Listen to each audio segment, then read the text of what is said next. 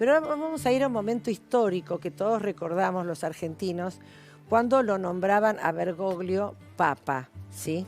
Lo vemos, por favor, Santi.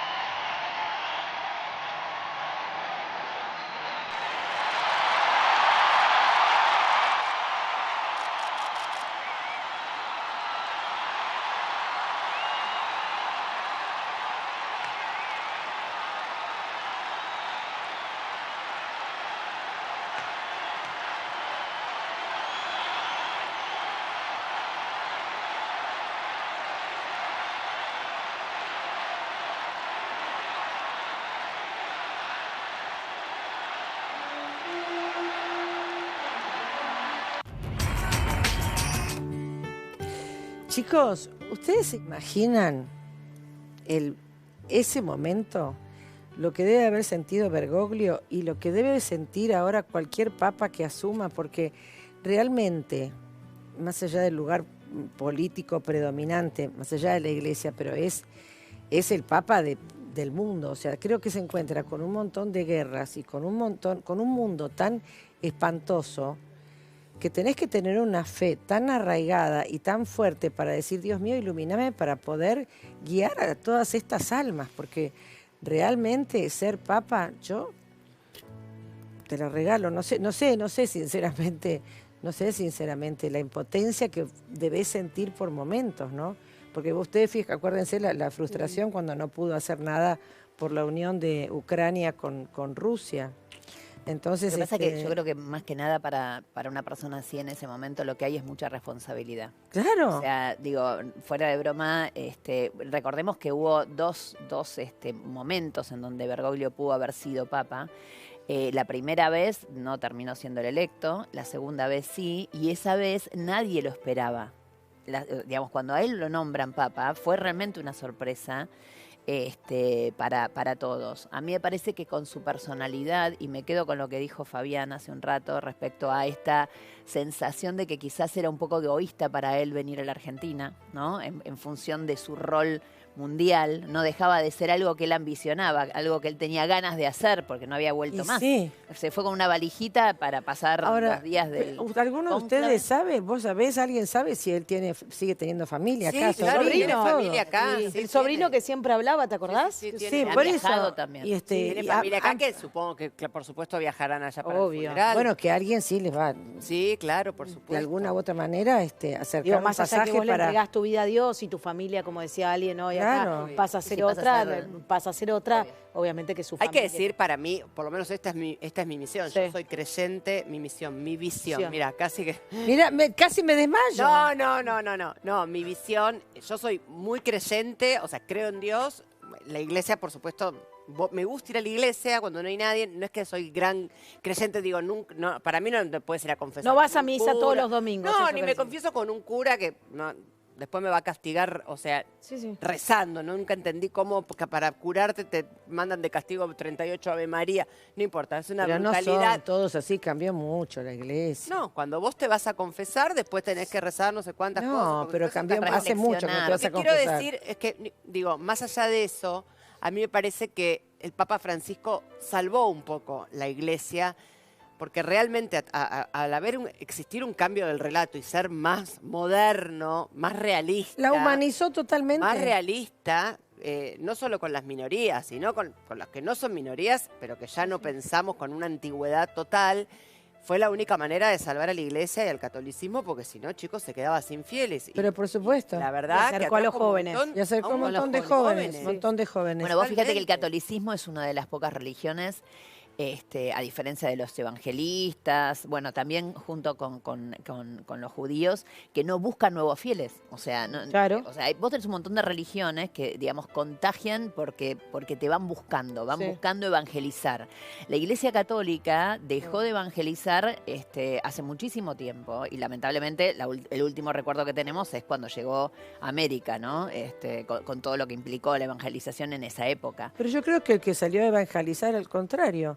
Creo que el que salió a evangelizar fue Justamente, Francisco. porque él es el que dijo, salgan y hagan ruido. Exactamente. Salgan, es el que rescata. cuando estuvo en Brasil. ¿Se acuerdan? Es el que rescata eso. Tenemos a Federico Walsh, ex vocero del Papa. Hola, Federico. Hola. Buen día, ¿cómo están? Qué gusto saludarlos. Igualmente, igualmente. ¿Cuándo fue la última vez que hablaste con Francisco? Antes de su internación, Ujú. unas semanas antes, estuvimos escribiéndonos para vernos en febrero y bueno, finalmente no me pude encontrar con él porque mientras yo viajaba se internó. Ajá. Así que bueno, estuvimos sí, intercambiando ahí algunos mensajes y después personalmente lo vi en agosto del año pasado. ¿Y qué te dijo en estos últimos mensajes, cuando teóricamente se van a encontrar? Mirá, no, la verdad que él estaba bien. A ver, él no te hablaba nunca de su salud. Cuando vos le preguntabas por su salud, por cómo estaba, te salía con un chiste, con algún comentario muy de costado. Te esquivaba, ¿no? Te esquivaba la pregunta. Eh, Así que la verdad y uno que lo conoce, yo ya no insistía, yo ya había perdido las esperanzas de que me dijera realmente cómo estaba. Pero no, en agosto lo vi muy bien, con mucha fuerza, muchos proyectos. ¿Qué Estaba proyectos? ¿Qué previo. proyectos? Mirá, tenía por delante el viaje a Oceanía, que Ujú. para él era de mucha expectativa, para visitar nuevas tierras, como hablaban ustedes recién, ¿no? De seguir evangelizando, de seguir corriendo esa frontera de la iglesia. Así que para él tenía mucha expectativa en eso y estaba muy ilusionado con el jubileo de este año, Claro, La con juventud. todas las actividades que iba a haber en Roma. Sí, eso claro, era como que fundamental. cada 25 años, ¿no? El jubileo, Ahora, donde se Federico, abre la puerta principal de la A la juventud, de- justamente. Que no, era- no, pero se abre la puerta principal de San Pedro, donde Claro. donde podés entrar, que eso se vuelve a cerrar y se abre cada 25 años. ¿Y él qué opinaba de la juventud? Tenía muchas esperanzas, ¿no? Desde siempre, ya en Buenos Aires, él tenía mucho trato, mucho contacto, participaba mucho en las actividades con los jóvenes, porque los jóvenes es esto que decías vos, es el haga el lío, ¿no?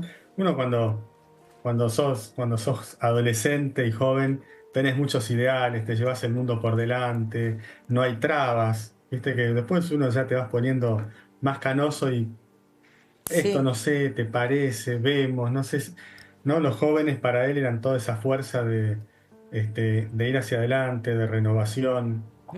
¿Y esos cambios que se él estaban tenía pidiendo en la así iglesia. él tenía algún temor, alguna frustración? Eh, no, que a ver, no te diría frustración o no te diría temor. eh, Te diría por ahí tristeza por la situación que está, dolor y tristeza por la situación Del de mundo. guerra que está viviendo el mundo en distintos lugares, de violencia, de falta de paz. Eso le preocupaba mucho, sí. Sí. Federico, buen Después de día. esto vamos a ir, Y, dale. no sé, ¿pensás que le Buen día. quedó algún sueño por cumplir? Me refiero a lo personal. Que entiendo que claramente bregaba por la paz y por supuesto un sueño incumplido es el no cese de guerras y demás, pero en lo personal, a él Ujú. como Jorge, ¿sentís que le quedó algo sin cumplir? Te diría, yo diría visitar dos lugares. ese viaje que finalmente no se dio a la Argentina y visitar China. China. Creo que él tenía esa esperanza de poder visitar China, de cumplir, ¿no? Ese sueño como los jesuitas, y además la importancia de China para la Iglesia Católica, de Claro. vuelta, evangelizar, Ujú. desembarcar en nuevos lugares, ese diálogo que él había continuado y fortalecido con China. Yo te diría que China le quedó ahí en el tintero. Pendiente. Bueno, Pendiente, sí. ojalá que lo retome el próximo Papa. Quiero compartir con Ojalá. ustedes, con vos también, por favor, Federico, lo que opinaba el Papa de los sueños. ¿Lo vemos, por favor, Santi? Claro, uno a veces sueña cosas que nunca van a suceder. Soñalas, desealas, busca horizontes, abrite a cosas grandes, abrite y soñá. Soñá que el mundo con vos puede ser distinto. Por ahí se les va la mano y sueñan demasiado y la vida les corta el camino. No importa, sueñen y cuenten sus sueños. Hablen de las cosas grandes que deseen. Porque cuanto más grande es la capacidad de soñar y la vida te deja a mitad camino, más camino has recorrido. Así que primero, soñar.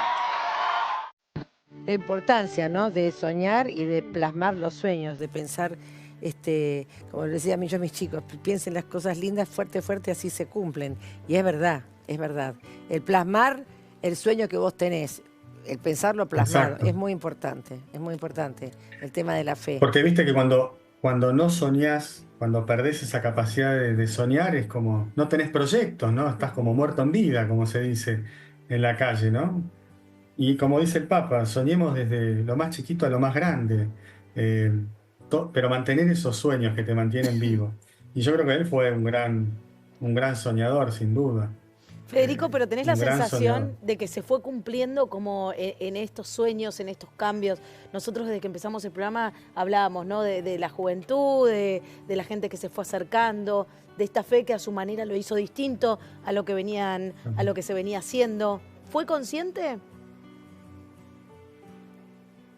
Sí, yo creo que fue consciente de los temas que fue poniendo sobre la mesa, de los que fue Sí. hablando, de los que fue planteando.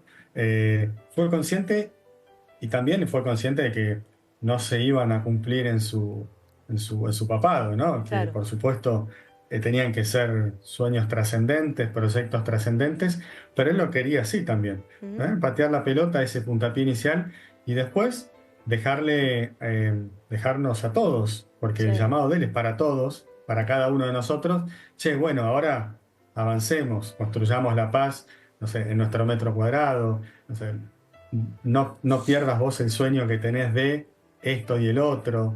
¿Y qué Eh, trabajo se viene sí, para sí. el que venga, no?